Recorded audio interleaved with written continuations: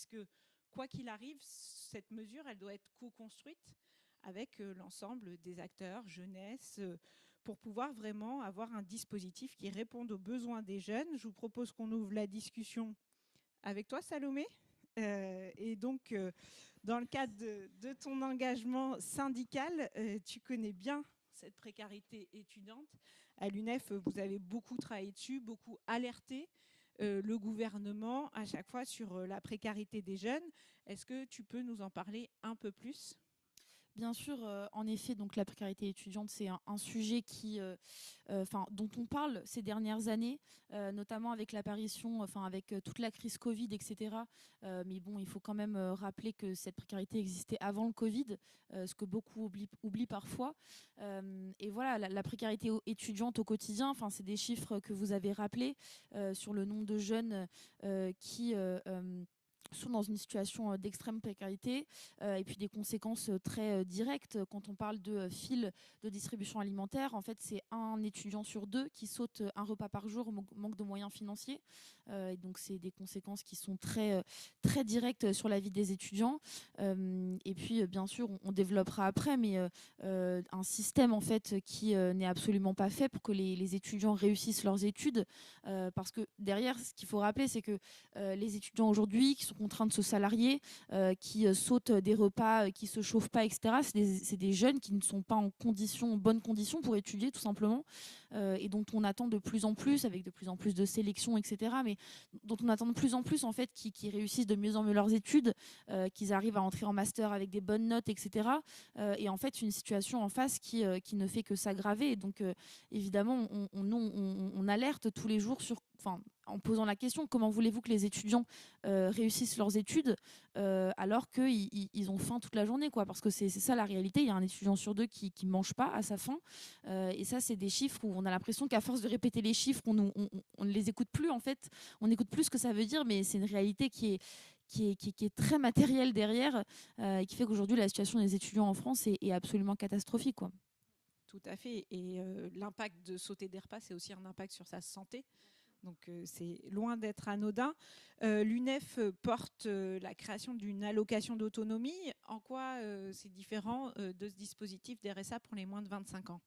Ah oui, alors l'UNEF, on porte cette mesure. C'est une mesure qu'on porte depuis un certain nombre d'années maintenant, qui date de 1946 dans la charte de Grenoble. Mais c'est l'idée de dire qu'aujourd'hui, en France, on a une période de la vie qui s'appelle la jeunesse, que nous, on situe entre la fin de la scolarité obligatoire, donc en général 16 ou 18 ans, et puis l'entrée dans la vie active, donc le premier vrai travail en CDI en général, etc. Où en fait, c'est une période qui n'est pas du tout protégée socialement. On est majeur juridiquement dans la majorité des cas, mais socialement, on est mineur. Et en fait, cette période de la vie, elle est absolument pas protégée socialement. Et donc, en fait, il y a une urgence à mettre en place des dispositifs pour pouvoir protéger ces jeunes-là, et à commencer, nous étant un syndicat étudiant, à commencer par les étudiants. Et c'est pour ça en fait qu'il y a une déclinaison un peu sur la partie étudiante. On porte la question de l'allocation d'autonomie, donc un revenu qui est universel, sans condition d'accès, peu importe ce que ses parents touchent, parce qu'il y a derrière l'idée de l'émancipation financière et donc d'accéder à l'autonomie, et en tant que jeune de faire ses choix d'études, ses choix de vie, habiter dans la ville qu'on veut, etc. etc.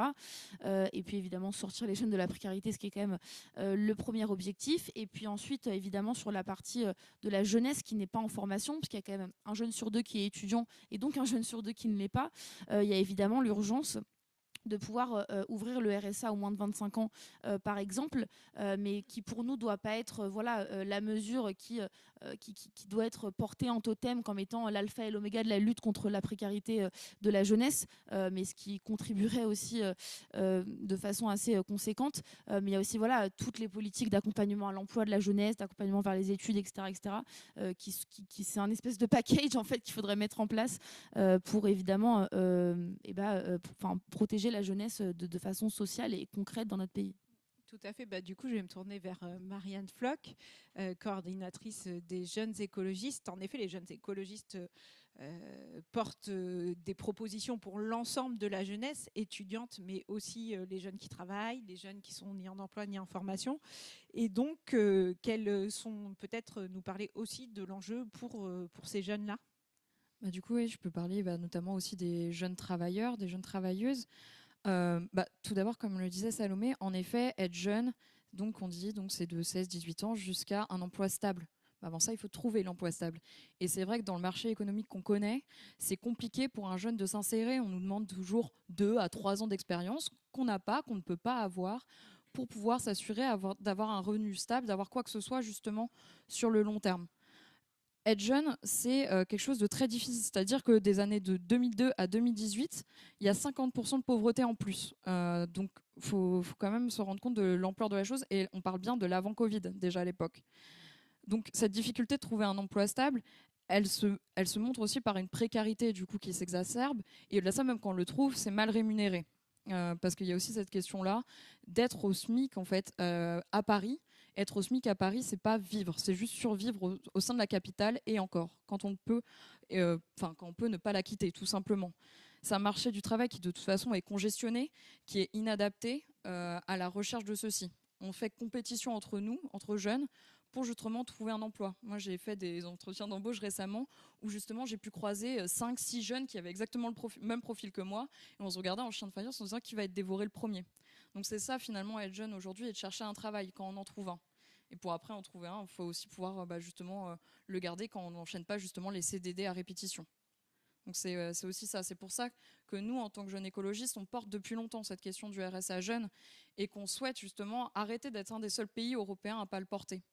Parce que pour nous, justement, c'est une aberration que la France ne soit pas au devant là-dessus. C'est tout simplement un filet de sécurité. C'est même pas de quoi vivre convenablement. Il faut sortir de cette idée-là que c'est justement de l'assistanat auprès des jeunes. C'est vraiment juste un filet de sécurité qui permet aux personnes, aux jeunes, d'envisager une vie un peu plus sereine pour trouver justement un emploi qui peut leur plaire. Parce que c'est aussi un but quand même, au-delà de se nourrir, d'avoir un emploi qu'on apprécie, où on est valorisé aussi en tant qu'individu, plutôt que de trouver quelque chose justement dans par exemple une entreprise qui pourrait être malsaine justement qui en jette un peu jeune après jeune pour pouvoir juste faire tourner la boîte le plus vite. Tout à fait, levier d'émancipation. C'est vrai qu'avec ce RSA, c'est une première pierre, mais on n'est pas sur la finalité, puisque l'objectif, c'est avant tout de sortir de la précarité. Tu l'as dit, en fait, vous avez porté, jeunes écologistes, cette proposition, et ça a payé, puisque le président de la métropole de Lyon l'a fait. Quel retour d'expérience les jeunes écologistes font de cette première mise en place du revenu de solidarité jeunesse, si je ne me trompe pas, c'est comme ça qu'il s'appelle à Lyon. Voilà, quels sont vos premiers enseignements ? Déjà, on est ravis d'avoir pu travailler justement avec les écologistes, d'avoir cette relation-là justement de confiance aussi avec les partenaires du coup élus, avec notamment Bruno Bernard. Déjà, il faut rappeler que c'était de la co-construction. Ça s'est pas fait comme ça s'est fait avec les jeunes, ça s'est fait avec les missions locales et ça s'est fait avec les élus. Et ça continue d'évoluer. En fait, au fur et à mesure du dispositif, on travaille justement pour faire évoluer la chose et pour que ce soit le plus adapté possible à la situation de ceux-ci. Donc ça, c'est vraiment un véritable travail démocratique qui a été fait de la part de la métropole et qui continue d'être fait. Ça n'a pas juste été placé et ensuite on abandonne, on laisse et on voit si ça marche. Non, c'est pas le cas. Il y a vraiment un suivi qui est fait au quotidien. Et comme tu as dit, du coup, Anne-Claire, il y a déjà 2000 bénéficiaires. Donc ça montre qu'il y avait un véritable besoin de la part des personnes du coup, de la métropole de Lyon d'avoir ce RSA, enfin cette sorte de RSA du coup parce que c'est pas le nom, mais ce sera peut-être plus simple de le garder comme ça. Et comme le rappelle du coup la Fondation Jean Jaurès, ça comble vraiment un fossé et un trou qu'il y a dans l'aide jeune. Parce qu'on l'a rappelé, il y a énormément de choses qui existent en vrai en tant que jeune, mais il y a quand même ce trou-là qui justement existait et qui était nécessaire du coup pour la métropole. Mais maintenant, il faut aller plus loin. Et pour aller plus loin, on invite évidemment les autres métropoles à faire d'eux-mêmes, créer une espèce, on va dire, de front de résistance face à cette nouvelle vision qu'on a du RSA qui doit être conditionnée. Pour nous, le RSA, ça doit être non conditionné. Évidemment, ça n'a pas de sens de faire 15 heures de travail pour avoir justement quelques pécules. Donc pour ça, justement, Lyon est un exemple et on invite vraiment tout le monde à regarder justement comment se sentent aussi les jeunes au sein de la métropole qui font déjà des retours positifs, que ce soit en termes de santé mentale ou de santé physique. Oui, parce qu'en fait, cette dynamique qui pourrait être lancée par les villes, l'objectif, c'est surtout que ce soit repris au niveau national, puisque normalement le RSA est porté par l'État. Toi, en tant que député, comment on peut faire avancer pour que la France ne soit plus, fasse plus partie des 3 pays, je crois, européens qui n'incluent pas la jeunesse dans le RSA ? Alors, dans le contexte actuel, c'est pas simple, hein, parce que quand tu vois la tripolarisation de l'Assemblée nationale avec le bloc central extrême libéral et le bloc extrême droite, c'est autant dire que ce que porte le nouveau Front populaire et avec toute la fragilité de cette unité, hein, mais dans son programme, c'est pas évident évidemment de dégager une majorité. Mais le projet politique qu'on porte, c'est de dire quoi? C'est allocation d'autonomie pour tous les jeunes en formation ou garantie dignité ou RSA jeunes. On est sur la même idée qui est de dire il faut garantir un revenu qui permet de vivre et pas de survivre.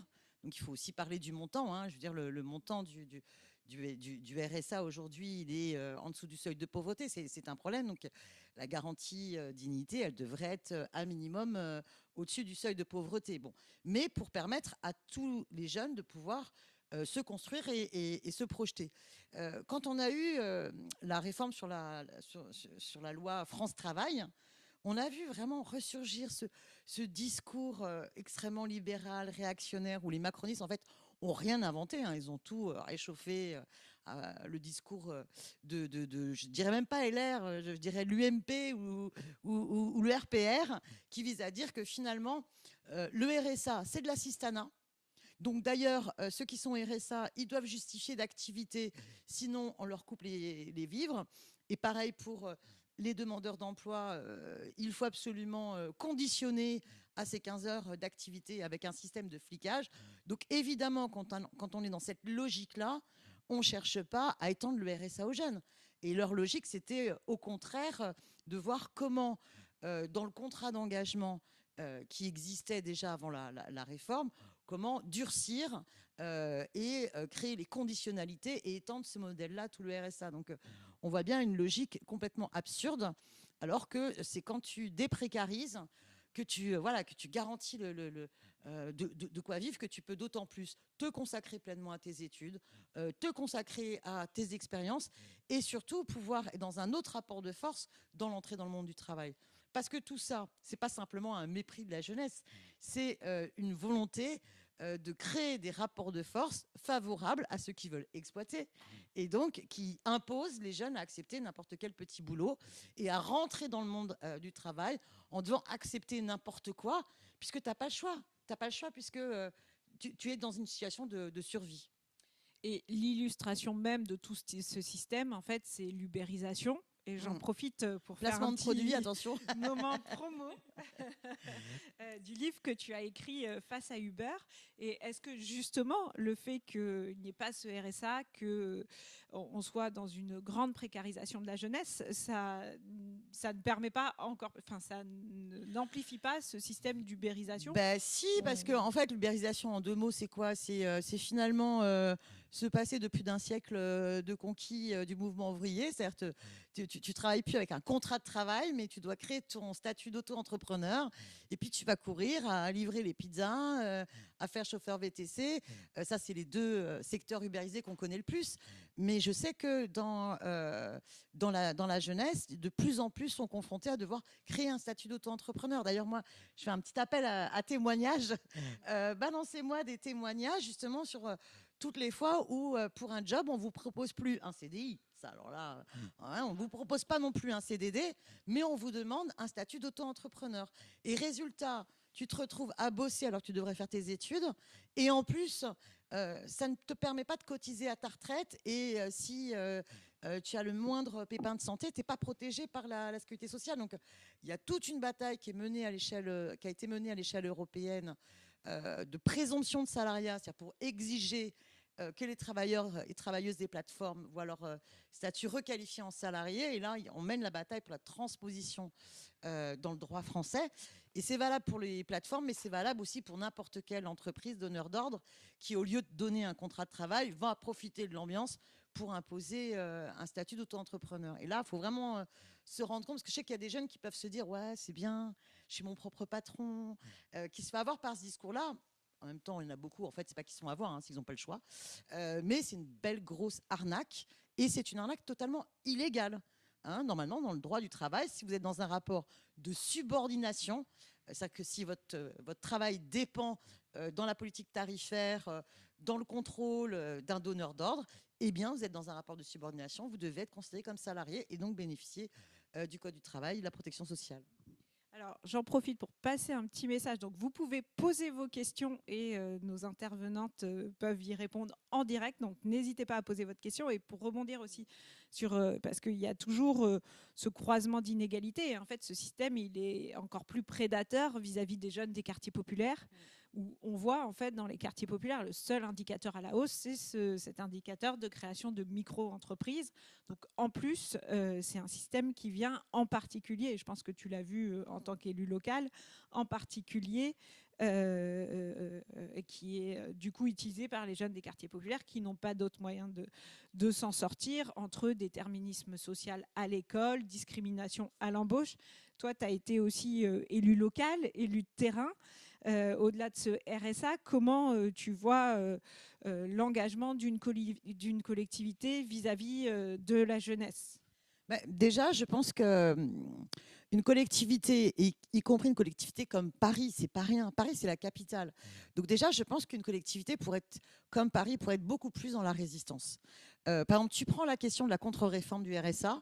Les départements, de fait, se retrouvent à devoir gérer et appliquer les réformes. Moi, j'aurais adoré voir pas simplement quelques élus, et t'en faisais partie, qui dénonçaient ces politiques-là, mais voir l'ensemble de la collectivité s'engager dans la bataille pour dire mais c'est n'importe quoi, c'est totalement contraire à la façon dont on estime que doit fonctionner le RSA. On doit au contraire accompagner toutes les personnes et pas être dans une logique de flicage, et on doit étendre la mesure à l'ensemble des jeunes. Enfin, on aurait aimé entendre la capitale être beaucoup plus dans cette mobilisation. Et je trouve que s'il y a beaucoup de choses qui sont faites par la ville de Paris, dans la solidarité avec la jeunesse et la jeunesse étudiante, je pense qu'il y aurait une possibilité d'être beaucoup plus en pointe pour permettre d'abord aux jeunes de s'organiser et d'exprimer leurs aspirations sur ces questions-là, et dans la mise en réseau des collectivités qui veulent une autre politique. Et je trouve que voilà, sur la jeunesse, Paris, c'est quand même une ville particulièrement, avec énormément de jeunes, où par ailleurs, la problématique première, ça va être le logement. Moi, je suis vieille, hein, j'ai 53 ans. Quand je suis arrivée à Paris étudiante, la chambre de bonne, c'était un quart de SMIC. Aujourd'hui, Salomé, la chambre de bonne, c'est plutôt... on est presque à plus que entre la moitié et les 2 tiers, je sais pas. Enfin, il y a telle explosion des tarifs que c'en est dingue. J'aime bien donner ce rapport-là, parce que sinon, si je vous dis mes francs et les euros d'aujourd'hui, on est tous largués, on ne sait plus à quoi ça correspond. Mais voilà, quand on le rapporte au SMIC, on voit bien. Je veux dire, tout passe, est englouti pour payer un logement qui, en plus, rarement descend. Donc, il y a aussi cette question du logement, c'est-à-dire que je pense que la question de le RSA jeune, ou l'allocation d'autonomie, ou la garantie de dignité ne suffit pas. Il y a aussi toute une politique volontariste sur la question au logement, et comme tous les autres points que Salomé a pu dire, je pense que là, il y a vraiment des leviers qui vont être déterminants. Mais ça peut se faire si, en même temps, on s'appuie sur la mobilisation de la jeunesse. Et je pense que ça, c'est vraiment quelque chose qui... voilà, la question de la démocratie de la jeunesse dans la conquête de ces droits me semble déterminant. Et je trouve qu'on a trop une culture au niveau de la ville de Paris, dans ce que j'en ai vu quand même pendant pas mal d'années, être une culture de gestion de politique publique, au lieu de se dire que pour faire bouger les lignes, il faut être aussi dans une culture de soutien aux mobilisations pour que justement les aspirations puissent vraiment s'exprimer. Je suis d'accord. Enfin, le logement est encore, enfin, c'est même quand on arrive à en trouver un maintenant, parce que c'est non seulement c'est cher, mais certains jeunes n'arrivent pas à trouver de logement pour leur rentrée. Donc, c'est en effet un sujet à Paris extrêmement important, de pouvoir continuer à faire du logement étudiant. Ça, c'est un engagement fort que doit avoir la ville. Et je te rejoins tout à fait sur, je pense qu'il y a un changement de culture à faire à la ville de Paris pour associer de manière générale les Parisiens et Parisiennes aux décisions qui les concernent. Je pense qu'on a changé de modèle et que les politiques descendantes aujourd'hui ne fonctionnent plus. Et on le voit, on a intérêt, enfin moi je l'ai vu dans mon mandat, les choses qu'on met en place qui sont utiles, c'est celles qu'on a construites. J'ai pu mettre par exemple en place un dispositif d'aller vers sur l'emploi dans les quartiers populaires, et donc des maraudes qui sont avec des médiateurs qui tournent. Et c'est quelque chose que j'ai travaillé avec une association de la Goutte d'Or, Home Sweet Mom, qui disait mais en fait les dispositifs emploi, c'est trop, les jeunes ils vont pas aller pousser la porte du pôle emploi. Déjà certains n'ont plus de compte n'ont pas de compte bancaire, pas de carte vitale. Donc reprenons à la base, allons à leur rencontre dans la rue. Et puis, accompagnons-les sur l'emploi, mais aussi sur le plan social. Et je pense que c'est en effet en construisant avec les associations de quartier, les collectifs, qu'on arrivera à faire des vraies politiques publiques qui permettent de répondre à ces besoins. Mais en effet, sur la vision plus large de la jeunesse et de qu'est-ce que peut faire une ville comme Paris pour les jeunes, peut-être, Marianne, vous avez réfléchi à des propositions à Paris comme dans les autres villes au niveau des jeunes écologistes? Alors, pour les jeunes, mais pas que, je vais reprendre les questionnements de Daniel par rapport au logement. Par exemple, les jeunes écologistes et les écologistes proposent que les maires puissent réquisitionner tout simplement les locaux vides pour pouvoir en faire des logements, parce que malheureusement, Paris, en fait, c'est énormément de bureaux qui ne servent plus, et notamment depuis la période Covid, où beaucoup sont passés en télétravail, par exemple. Donc ça, c'est une des mesures. Je peux reprendre aussi des exemples rennais qui a été mis en place du coup par la mairie de Rennes, où ils ont arrêté en fait de loger les personnes dans des logements qui étaient en F, D, etc. Enfin, qui avaient des capitales énergétiques qui étaient catastrophiques. Donc ça peut être des choses qu'on peut mettre en place pour obliger du coup les personnes qui louent à refaire des travaux dans leur logement pour pouvoir avoir des logements décents pour les étudiants et étudiantes et les jeunes travailleurs, travailleuses et tous les Parisiens au global. Donc ça, c'est le genre de choses qu'on peut porter. Donc ça, c'est pour la question des logements. Pour ce qui est de l'alimentation, on porte la question du SSA, la sécurité sociale de l'alimentation, tout comme le reste des écologistes également. La sécurité sociale de l'alimentation, qu'est-ce que c'est? C'est l'idée, en gros, mais après le projet est en cours et il y a beaucoup de collectifs citoyens justement qui travaillent là-dessus, et c'est important que les collectifs citoyens travaille là-dessus au-delà des partis politiques et des organisations politiques. C'est l'idée que ce soit des citoyens qui se regroupent pour savoir qu'est-ce qu'ils veulent vraiment financer en fait en termes d'alimentation, et que suite à ça, ils aient un certain montant justement à allouer pour faire leurs courses, pour pouvoir se payer une alimentation qu'on espère du coup de qualité, parce que de fait, on fait confiance aussi aux citoyens, citoyennes, de faire le choix de valoriser des produits locaux, bio de préférence évidemment, et de qualité pour leur santé et pour les agriculteurs, paysans, paysannes du coin. Donc on a évidemment cette volonté-là justement de continuer à porter cette question-là du SSA, qui peut paraître floue évidemment pour les personnes qui n'ont pas à manger dans leur frigo le jour même, quoi. C'est-à-dire qu'il faut aussi prendre en compte qu'il faut vraiment vulgariser la chose et aussi apporter des solutions court terme pour qu'ils puissent imaginer des solutions long terme. Et c'est pour ça aussi qu'on continue à être justement en échange aussi avec les associations de solidarité alimentaire. Je peux penser par exemple à Copain, avec qui on a pas mal échangé aussi à l'époque. Donc Copain, c'est la plus grosse association alimentaire à la base que de Paris, mais maintenant de France, qui aide des centaines et des centaines d'étudiants tous les soirs de la semaine, qui fait aussi de l'aide pour au niveau de l'accès aux droits, parce que c'est bien beau d'avoir à manger, mais en fait l'idée c'est justement que ces jeunes sortent de la précarité, et pour ça il faut leur donner les droits, il faut, comme tu disais, aller vers. Et c'est notamment ce qu'ils font. Donc on continue justement d'être en contact avec ce genre d'associations jeunes aussi, pour pouvoir être aussi connectés sur le terrain. Et voilà. Et, un échange aussi constant évidemment avec nos adhérents, adhérentes, et avec toutes les personnes qu'on peut voir lors des tractages porte à porte, etc. Tout à fait. Je rebondis sur la sécurité sociale de l'alimentation que les écologistes ont portée à Paris, notamment initiée par Lila Djellali. Il y aura une proposition de loi dans la prochaine niche. Exactement. Voilà. Il y a une proposition de loi. Du groupe écologiste et social. Exactement. Donc initiée par Lila Djellali, qui a suivi le parcours de la mise en place de cette sécurité sociale de l'alimentation dans le 20e. Et on a d'autres élus dans le 18e, dans le 14e, qui sont en train de monter cette sécurité sociale de l'alimentation sous forme de caisse commune, dans une vision en effet d'associer l'ensemble des acteurs, les premiers concernés, les associations, les producteurs, productrices, pour avoir cette démarche de démocratie alimentaire et reprendre la main sur son alimentation, sur la qualité de son alimentation. Donc j'espère que cette niche passera. Écoute, c'est passé déjà en commission. Ah, bon, voilà. C'est une première nouvelle. Ce texte-là, comme tous les textes qu'on va présenter en séance, Ils ont tous été adoptés en commission. Bon, je sais bien qu'en séance, c'est pas la même, mais on prend ce point positif et on va mener la bataille. Alors, on a une question. Il y a quelques années, nous avions déposé une PPL au Sénat sur le RSA moins de 25 ans. Est-ce qu'il y a des nouveaux travaux interorgas en cours? Quel est le lien avec les associations?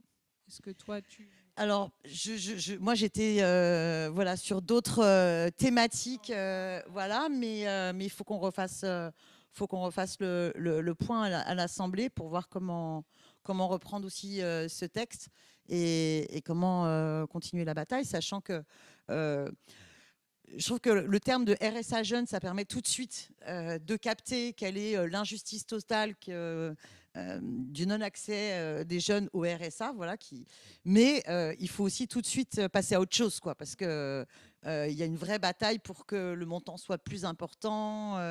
Voilà, de la même manière qu'il y a une vraie bataille pour que le RSA tout court soit plus conséquent. C'est pour ça que je préfère parler de garantie dignité, ou pour les jeunes en formation d'allocation d'autonomie, parce qu'on est vraiment sur un autre rapport et ça permet, je pense, de beaucoup plus être efficace dans le travail des consciences, de montrer l'alternative complète à cette culture libérale qui veut faire croire que dès que tu as une allocation, c'est de l'assistanat, alors que non, au contraire, je pense que c'est un droit à conquérir. Marianne, tu voulais compléter? Oui, je voulais compléter parce que c'était mes comparses du coup il y a 2 générations qui avaient travaillé du coup sur cette question-là du RSA moins de 25 ans. Bon, c'était on va dire la NUPES ou le nouveau Front populaire avant l'heure au niveau jeune. Et évidemment, ça continue d'être une problématique, même en interorga, etc. Enfin, on peut le voir, on en parle toujours, donc ça continue d'être nos préoccupations. Et c'est vrai qu'il faut, on continue le combat, mais il faut qu'on continue de manière collective justement pour que ça avance vraiment. Ça montre bien l'enjeu de toujours travailler à l'unité. Un petit focus là-dessus, mais non, mais oui, au moment où ça se déchire assez fortement, je veux dire, entre un PS qui refuse de voter la censure et qui fait un peu son toboggan du renoncement, puis une UFI qui est dans le sectarisme. Je pense qu'il faut réaliser que des idées comme celle-ci, si essentielles, ont besoin, ces idées-là, elles ont besoin de l'unité de tout le nouveau Front populaire et aussi l'unité de tout le nouveau Front populaire dans la conception que doit être le nouveau Front populaire, c'est-à-dire les partis politiques, mais aussi les organisations syndicales, associatives et donc les organisations de jeunesse.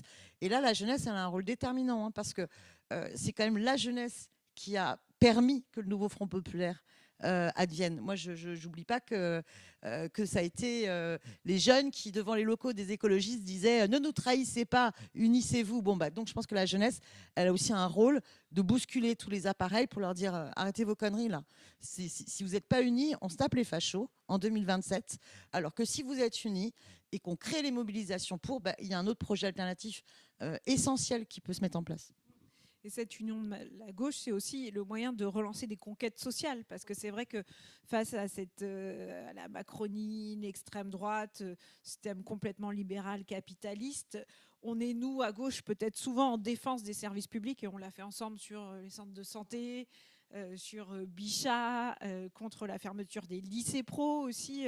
Quand même, Valérie Pécresse a fermé du jour au lendemain 5 lycées pro. C'est un tiers des lycéens qui sont au lycée pro. Donc on voit que en fait, cette droite nous pousse à chaque fois dans un système défensif, mais que penser le RSA moins de 25 ans, on doit aussi pouvoir aujourd'hui aller plus loin et avoir de nouvelles avancées sociales. Et je pense qu'on n'y arrivera que s'il y a l'union. Et vu la situation, c'est la force de l'union qui nous permettra de continuer à acquérir de nouveaux droits. Enfin, en tout cas, moi, j'en suis particulièrement convaincue. On avait une question, elle a disparu, non? Bon, très bien. Je passe, Salomé, toi, sur ta vision de comment une ville comme Paris peut aussi, au-delà du RSA, apporter de nouveaux droits aux jeunes et leur permettre de vivre avec une plus grande dignité et en répondant à leurs besoins. Est-ce que côté UNEF, vous portez des propositions? Oui, toujours, évidemment. Nous, tous les ans, depuis presque 20 ans maintenant, on sort une étude sur le coût de la vie étudiante, suivie d'un classement des villes universitaires en fonction du coût de la vie. sans surprise, Paris est la ville la plus chère pour les étudiants. Je pense que voilà, c'est un choc pour personne. C'est une ville dans laquelle c'est extrêmement cher de vivre. On parlait des logements tout à l'heure, qui sont un enjeu très important. Et notamment sur la question des logements, là où les collectivités territoriales sont des actrices du coup, essentielles des politiques de logement. C'est notamment en lien avec le Crous. Aujourd'hui, comme des villes comme Paris, par exemple, qui sont extrêmement denses, où, comme disait Marianne tout à l'heure, il y a quand même beaucoup de logements vides, etc.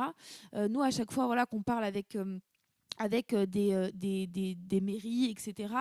Et notamment à Paris, il y a un gros enjeu là-dessus, sur être toujours en lien avec le Crous pour faire en sorte que le Crous à Paris, où c'est pas comme s'il y avait des terrains vides à pourvoir, on pouvait construire des CTU, à faire en sorte aussi que lorsqu'on va dans des politiques voilà, de réquisition, par exemple, ou même où la ville veut céder des terrains ou des immeubles, etc., à penser notamment au Crous, qui est toujours en recherche de foncier sur ces questions-là, parce qu'accéder à la tarification sociale du Crous, ça permet à beaucoup d'étudiants de se loger, notamment dans des villes comme Paris.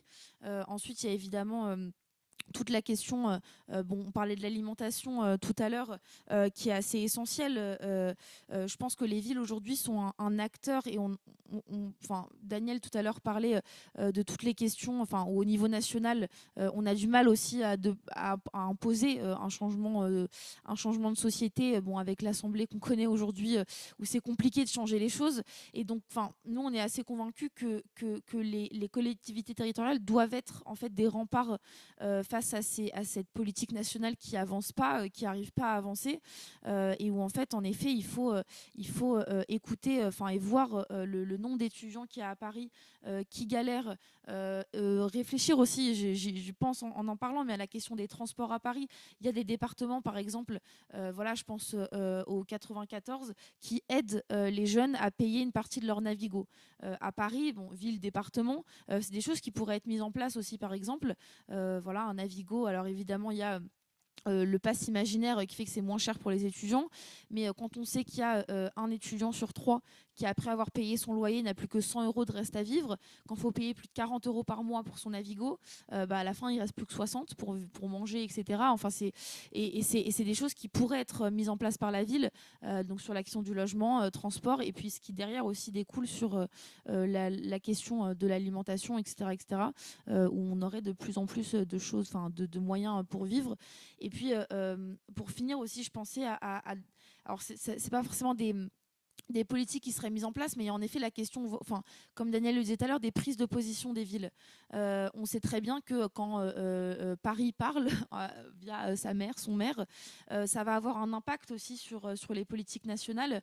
Et c'est vrai qu'on entend peu, en tout cas, de prise de position vis-à-vis de la jeunesse, vis-à-vis des étudiants, de la part d'une grosse ville comme Paris qui a plusieurs dizaines de milliers d'étudiants, des centaines de milliers même. Et c'est des choses qu'on regrette, nous, en tant que jeunes et en tant qu'étudiants, parce que c'est vrai qu'on parle des jeunes, souvent sur telle politique, ou certains politiques même utilisent les jeunes pour dire, sur soutien de certaines politiques, etc. Mais il y a aussi la question de défendre les jeunes en fait en tant que tels. Nous on sait que quand on parle en tant que jeune, on est décrédibilisé, on veut nous imposer une société dont on veut pas, tout simplement. Et donc la question de la défense aussi, je pense, de ce que racontent les jeunes est assez importante. Et voilà, je leur dis, mais quand Paris parle en tant que capitale, c'est aussi, je pense, des choses qui sont importantes, des prises d'opposition qui sont importantes au-delà des mesures qui sont évidemment elles-mêmes essentielles. Oui, mais moi je reste persuadée que même si Paris fait beaucoup, on doit relancer une vraie politique jeunesse à Paris. Ça me semble important. On a connu la politique de jeunesse du temps de Clémentine Autain, et on doit à Paris relancer une politique jeunesse ambitieuse qui, en effet, co-construite par les premiers concernés, les jeunes, et surtout ne pas parler des jeunes que pour parler des propositions et des problématiques, parce que si nous, en plus, en tant qu'écolo, on fait le monde, la société pour les générations futures, on doit construire et pas réduire les jeunes à juste quels sont vos besoins pour votre vie du quotidien maintenant, mais quel monde vous voulez construire pour demain, puisque ce sera avant tout votre monde et c'est celui-ci qu'on préserve. Donc je pense qu'il y a un double enjeu en effet, et de redonner de la voix à la jeunesse, mais aussi d'avoir des élus jeunes. Ça fait partie aussi de la nécessaire représentativité qu'on doit avoir si on veut, en effet, aussi avoir des réponses en tant que politique. Je pense que c'est important aussi qu'il y ait de la place pour les jeunes en politique. Et c'est un peu dans tout ce schéma que s'inscrit cette démarche qui est portée. Tu as parlé du logement. Je reviens rapidement sur le logement parce que c'est vraiment le problème numéro 1. Et même si la ville de Paris n'a pas tous les outils, qu'on aimerait bien à l'Assemblée nationale taxer les résidences secondaires, parce qu'un des vrais sujets, c'est quand même le fait qu'on ait 20% de résidences secondaires qui ne sont pas utilisées pour faire des résidences principales. Donc on aimerait pouvoir, mais c'est bloqué, ça a été porté par nos parlementaires. Mais si tu te rends compte qu'on avait gagné, c'est un amendement qu'on a gagné en commission, qu'on a gagné en séance, mais quand le texte est ensuite parti au Sénat et en commission mixte paritaire, hop, ça a disparu. Donc, alors que normalement, c'était prévu que les collectivités pouvaient donc augmenter bien plus fortement la taxe sur les résidences secondaires, qui est peut-être un levier pour enfin remettre du logement dans le parc locatif privé quand il est pris pour de la résidence secondaire. Ben voilà. C'était trop comme attaque contre la logique spéculative des grands multipropriétaires pour le gouvernement. Hop, ils ont fait sauter ça en accord avec LR. Ouais, surtout, ne touchons pas aux ultra-riches parce que... Touche pas aux Grisby. Tu sais, à chaque fois que tu as une mesure qui touche les ultra-riches, les grosses entreprises du CAC 40, les spéculateurs, alors là, tu peux être sûr que tu trouves dans l'hémicycle un soutien infaillible entre les macronistes, LR et le Rassemblement national. Ça les met tous d'accord pour défendre les puissants. Je crois qu'en plus, si je ne me trompe pas, c'est 20% des propriétaires à Paris qui sont multipropriétaires, au moins 5 logements. Donc il y a un vrai sujet de concentration de richesse et d'aller taxer les ultra-riches. Mais bon, ça, il va falloir changer largement de gouvernement. Mais en effet, si on arrivait au moins à avoir ces mesures, et la ville de Paris a quand même des leviers avec la création de logements sociaux, de logements étudiants, de logements abordables. C'est aujourd'hui, la ville continue à être proactive et il faut, pour moi, développer ce logement communal, entre guillemets. On a une capitale comme Vienne qui a 80% de logement communal et ça, c'est une action, tu l'as dit, transformer les bureaux en logements, puisque l'objectif, c'est pas de densifier la ville, mais de la transformer sur elle-même. Et ça, c'est quelque chose qu'on porte et qu'on doit amplifier, puisque, en effet, cette question du logement est une question clé pour pouvoir, et pourquoi pas peut-être en tant que ville de Paris aussi, porter des dispositifs incitatifs vis-à-vis de ces propriétaires de résidences secondaires avec des contrats pour les étudiants spécifiquement. C'est peut-être des choses en tant que ville de Paris qu'on peut inciter, même si rien de mieux qu'une taxe à mon avis sur les résidences secondaires, mais voilà. Peut-être pour faire le lien aussi avec l'écologie politique, certains peuvent se demander mais en quoi le RSA moins de 25 ans s'inscrit dans une vision de l'écologie politique. Je voulais juste revenir quelques instants sur ce qu'on disait sur comment écouter les jeunes. Il y a aussi le Conseil parisien de la jeunesse, en vrai, qui existe et qui est trop peu utilisé, même par les élus de la ville de Paris. Je te dis pas toi, évidemment, Anne-Claire, mais où c'est beaucoup... En fait, c'est pas mal de Parisiens qui sont tirés au sort. C'est-à-dire qu'on peut juste se proposer et après, il y a un tirage au sort. Malheureusement, j'ai raté 2 fois. Mais justement, où on siège et on fait en sorte de proposer des choses aux élus de la ville de Paris. Et c'est un formidable outil démocratique qui existe et qui peut être utilisé déjà et qui existe. Donc, Conseil parisien de jeunesse, je conseille aux personnes qui le souhaitent de candidater pour l'année prochaine. Pour ce qui est de l'écologie politique, il faut rappeler que l'écologie, c'est pas l'environnement. L'écologie, justement, c'est l'environnement, évidemment, mais c'est aussi le social. Et justement, montrer que justement on porte cette chose, c'est montrer aussi qu'on a un fort programme social à mener. Qu'on peut aller plus loin aussi, comme disait Daniel, on ne va pas s'arrêter au RSA, il faut proposer plus aux jeunes.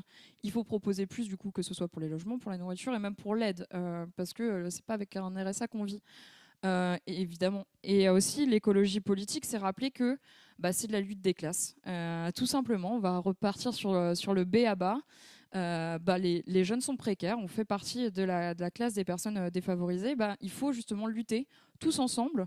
C'est pour ça aussi que les syndicats existent, pour faire en sorte de gagner nous-mêmes nos propres droits, justement, et faire entendre notre voix aussi en tant que jeunes et en tant que classe en fait jeune, en tant qu'une jeunesse, pour pouvoir justement lutter pour avoir de nouveaux droits comme le RSA, mais espérons évidemment bien plus.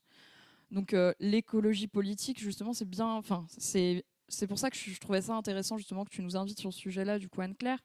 C'est vraiment montrer que c'est un vecteur de transformation sociale qui est gigantesque. Et on le voit même à l'Assemblée, justement, sur la niche parlementaire aussi, où c'est pas juste on va sauver 3 arbres qui est proposé. Enfin, tu me diras si je me trompe, mais non, je crois pas.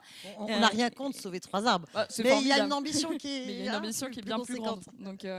Donc c'est ça aussi l'écologie politique, c'est un projet complexe de société qu'on construit maintenant depuis longtemps. Enfin, je veux dire, le parti commence à s'enraciner, comme on dit, et même chez les jeunes écolos, on a eu le temps de passer par Chiche, les souris vertes, où tu étais aussi Anne-Claire à l'époque, puis les jeunes écolos.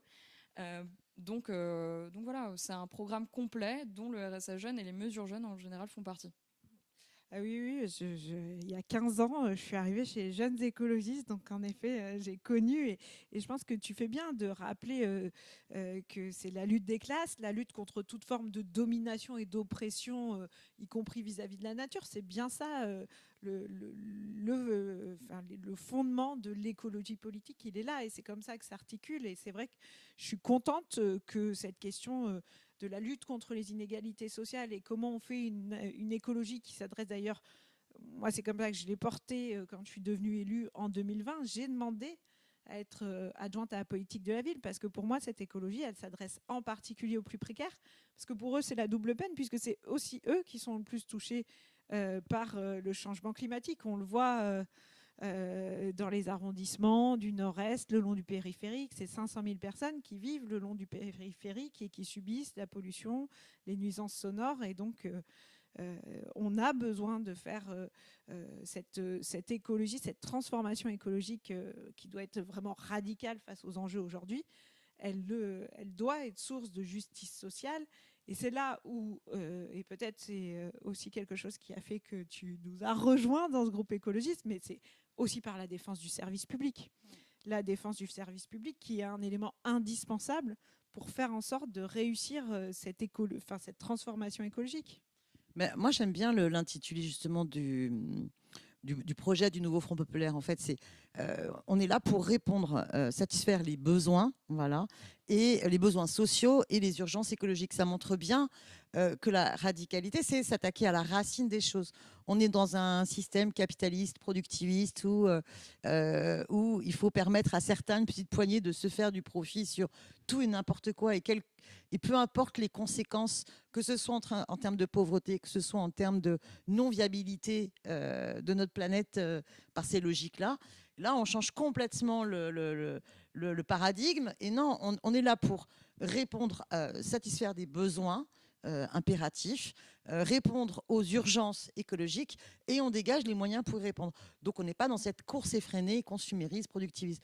Et là, quant à ça, t'as la base, en fait, pour ensuite définir toutes les politiques. Les politiques municipales à Paris, elles doivent, pareil, se penser de cette manière-là. On a besoin de loger, il y a un besoin social, et puis on a un impératif de pleine terre. Comment est-ce qu'on rend les deux compatibles ? Tiens, il y a à la fois des logements vides, où il y a des bâtiments aussi à préempter pour les sortir de la logique privée et les remettre pour ce qu'ils auraient dû toujours être, c'est-à-dire des biens communs, pour tout simplement garantir l'usage de ce loger pour habiter.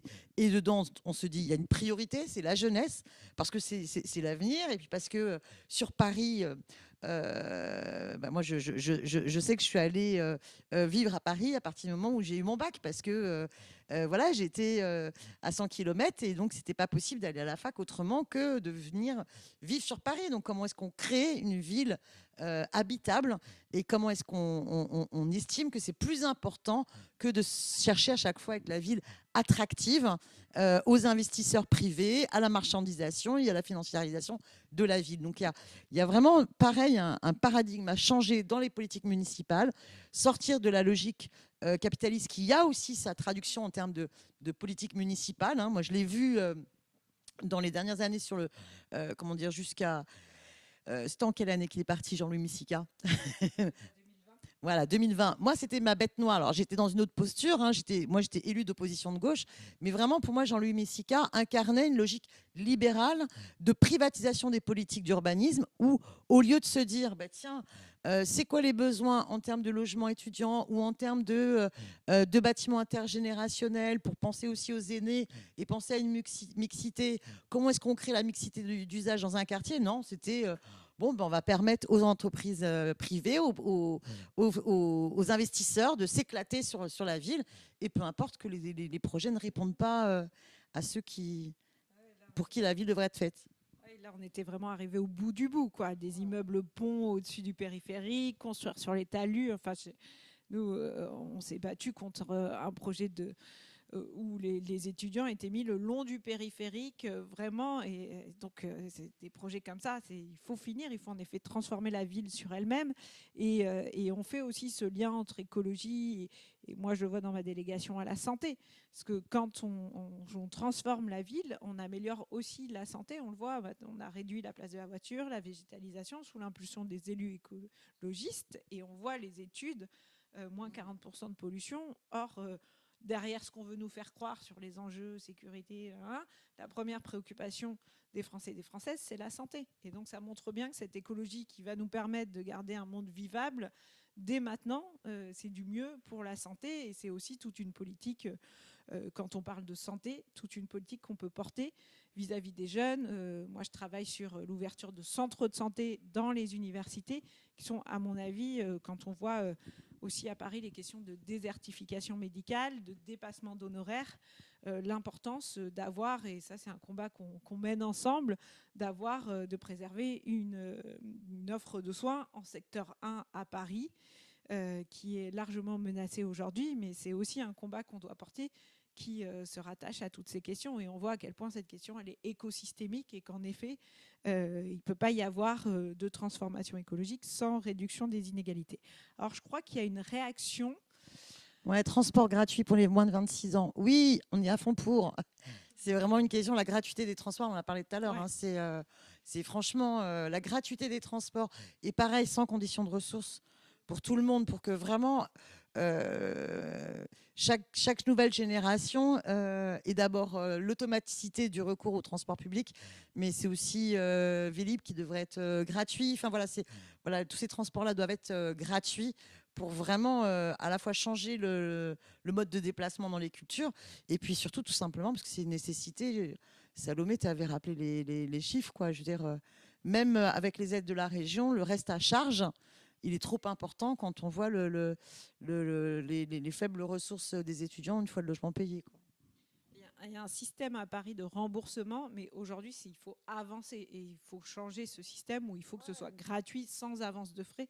Sinon, on perd l'intérêt de la mesure. Donc, en effet, ça fait partie logement, t'as tellement de santé, non-recours, transport, voilà, de tous ces enjeux auxquels il faut réfléchir pour réussir à pouvoir vivre dignement et pas survivre.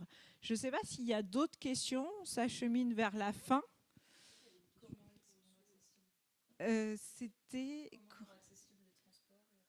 Je crois que c'était pas comment rendre aux plus jeunes, aux plus précaires. Il y a cette notion. Vas-y. J'ai juste quelque chose à rajouter. Au-delà des jeunes et des plus précaires, aussi les personnes en situation de handicap. Parce que malheureusement, Paris, en fait, c'est une ville qui est quasiment inaccessible. On parle de trottoirs trop petits, on parle de bus qui des fois ne souhaitent pas mettre la rampe. On parle de métro où de toute façon les ascenseurs ne fonctionnent pas. Donc au-delà même des personnes en situation de handicap, on peut aussi parler des mères par exemple ou des pères qui ont la poussette. Ce genre de choses, on le voit au quotidien. Donc il y a aussi rendre accessible, on va dire de manière, au niveau moteur physique du terme aussi les transports, parce qu'il y a cette question-là. Et mine de rien, le handicap, c'est quand même 13% de la population. Donc, c'est pas quelque chose à négliger. C'est des personnes qui peuvent, des fois, même pas sortir de chez elles, en fait. Donc, on parle aussi juste d'enfermement sur soi de ces personnes-là, au-delà de la question pécuniaire. Il y a le système PAM à Paris, mais qui a vraiment besoin de beaucoup plus de moyens. Et je pense qu'il y a aussi toujours une même question. C'est la question démocratique. C'est-à-dire que je trouve que les personnes en situation de handicap, les usagers du service PAM, on ne leur donne pas suffisamment la parole. Et il y a vraiment, je pense, moi, à mettre sur la table la question du contrôle démocratique des usagers des services publics. C'est-à-dire que tu aurais beaucoup plus une collecte de tous les témoignages des personnes en situation de handicap sur l'usage de PAM, et on pourrait du coup piloter les politiques publiques en fonction de ce que les gens ont pu exprimer dans l'usage. On aurait des services publics à tout niveau qui fonctionnent bien mieux. Voilà. Parce qu'il y aurait une pression en permanence pour qu'ils répondent aux besoins. Et donc, il y aurait une pression en permanence pour que les politiques prennent en compte la parole des usagers. Oui, tout à fait, parce qu'on le voit sur le PAM qui prend en charge sur le trottoir, et qui ne prend pas forcément en charge au niveau du logement. Et donc, si tu as 5 étages et que toi-même, tu ne peux pas déjà réussir à faire le chemin de ton logement au trottoir, c'est un vrai problème sur lequel il faut avancer. On voit les délais de la MDPH, la complexité. Je pense qu'en effet, sur ces sujets, on fêtait la loi handicap. Sur ces sujets-là, il y a encore beaucoup de boulot. Les 20 ans de la loi handicap, il y a encore beaucoup de boulot, y compris que ce soit au niveau national, mais y compris nous en tant que ville, pour faire en sorte, et ça rejoint toute cette réflexion de comment on fait une ville depuis le regard des plus vulnérables, les enfants, les personnes en situation de handicap. J'ai vu que tout à l'heure dans la question, il y avait la question des seniors. Donc comment aussi on profite de cette transformation écologique de la ville pour faire une vraie transformation de notre espace public, de nos établissements publics, pour qu'ils soient accessibles à toutes et tous, et que ce ne soit plus un parcours du combattant ou de la combattante. Alors, une question très simple. Elle est super simple. Ouais. Comment faire vivre l'union de la gauche au municipal à Paris? Alors, cette union... Non, mais déjà, en vrai, on travaille ensemble à Paris, sur le terrain. On est présent quand... par exemple, sur les fermetures, il y avait cette semaine le rassemblement contre les fermetures de classes et contre la fin des décharges des directeurs d'école. On voit que cette gauche sur le terrain, quand il faut se battre ensemble pour défendre les droits, on est là tous ensemble. Et moi, j'ai confiance, je garde malgré les échanges un peu piqués entre la France insoumise et le PS. J'espère bien qu'on sera en capacité, je pense que comme on l'a fait aux législatives face à l'extrême droite, qu'on sera en capacité de faire cette union pour éviter que la ville bascule à Paris, et surtout que cette ville reste une ville de gauche et écologiste, parce que tu le disais, dans la période actuelle, face à la montée d'extrême droite, des populismes, à ce gouvernement qui, je pense sur la question de l'AME par exemple, qu'on continue, nous, à être cette ville rempart de résistance. Nous, on a déjà déclaré que si l'État supprimait l'AME, dans nos centres de santé, et d'ailleurs on le fait déjà, on accueille de façon inconditionnelle, AME, pas AME. Et donc oui, on a intérêt à ce que nos villes restent de gauche écologiste et qu'on conquiert de nouvelles villes pour faire ce rempart. Mais tu pourrais peut-être compléter sur cette union de la gauche. Alors, je n'utiliserais pas forcément ce terme d'union de la gauche, je dirais plutôt voilà, comment faire unitaire, comment faire nouveau fonds populaire sur les municipales à Paris comme dans l'ensemble des communes. D'abord, prendre bien conscience que les élections municipales seront peut-être le dernier rendez-vous électoral avant 2027.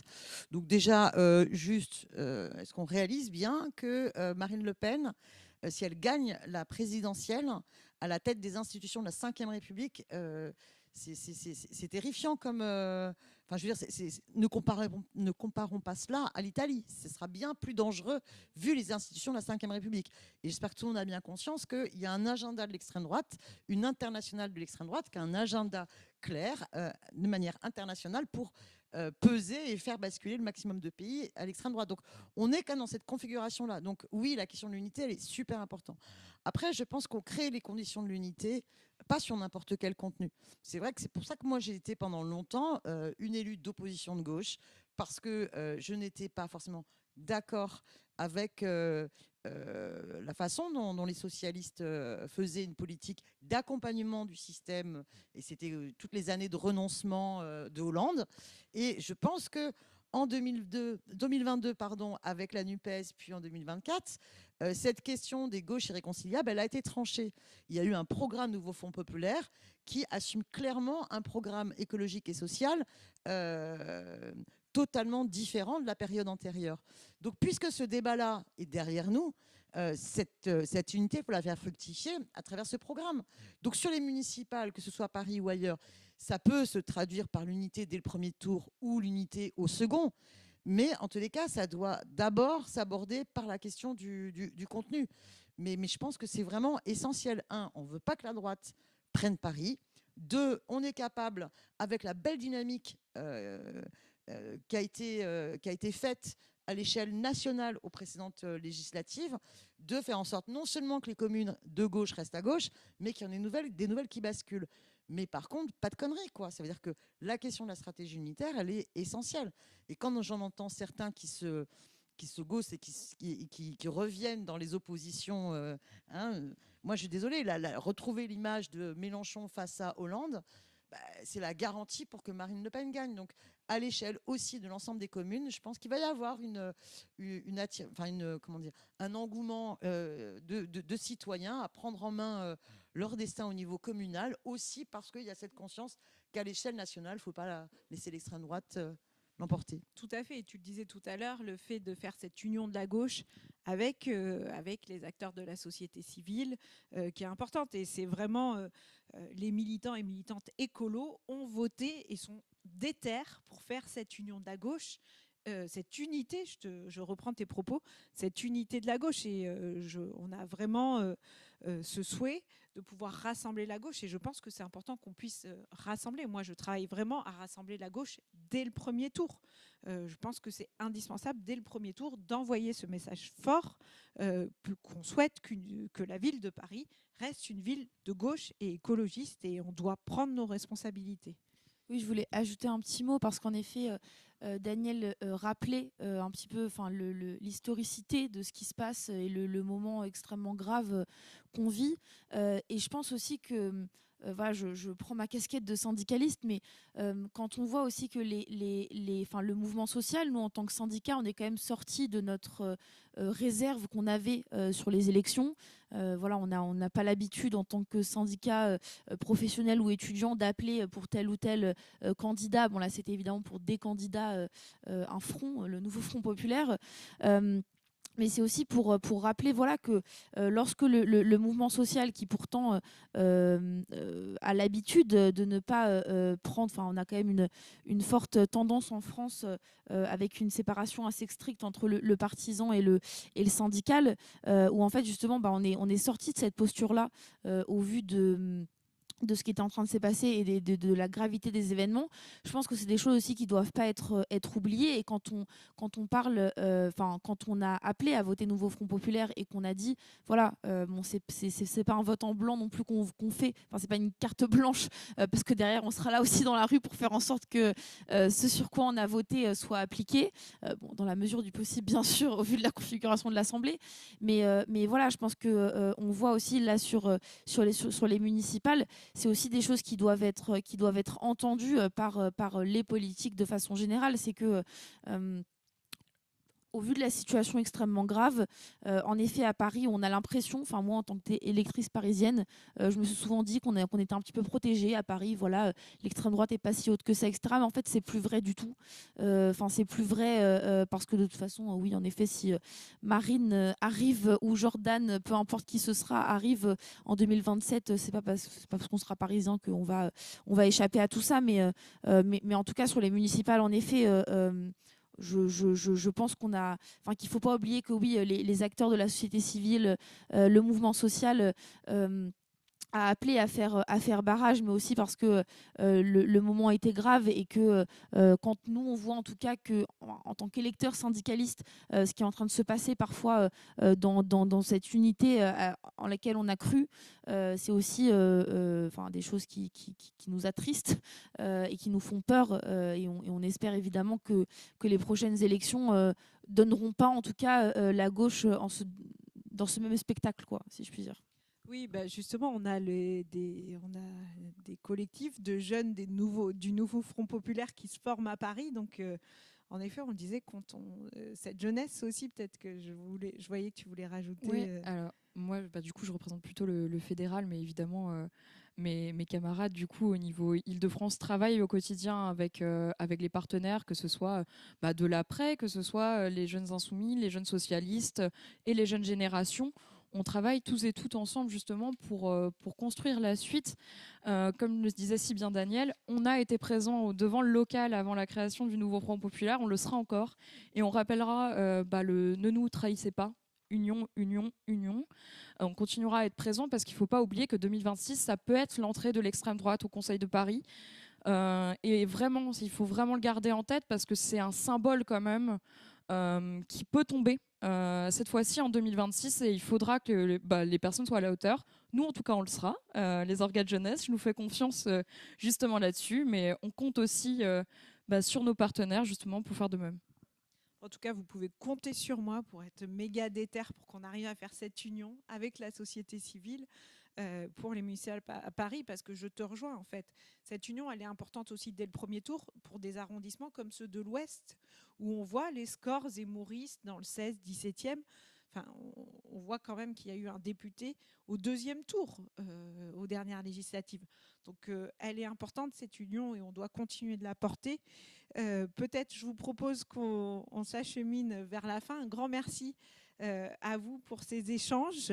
Je rappelle Salomé Ocar, vice-présidente de l'UNEF, Marianne Floch, coordinatrice des jeunes écologistes, et Daniel Simonet, députée de la 15e merci, c'était circonscription. sympa, un débat de 4 femmes. 4 femmes, chapeau. Toujours, c'est très rare, alors il faut le dire. Bah ouais. Ça fait du bien. Merci à vous.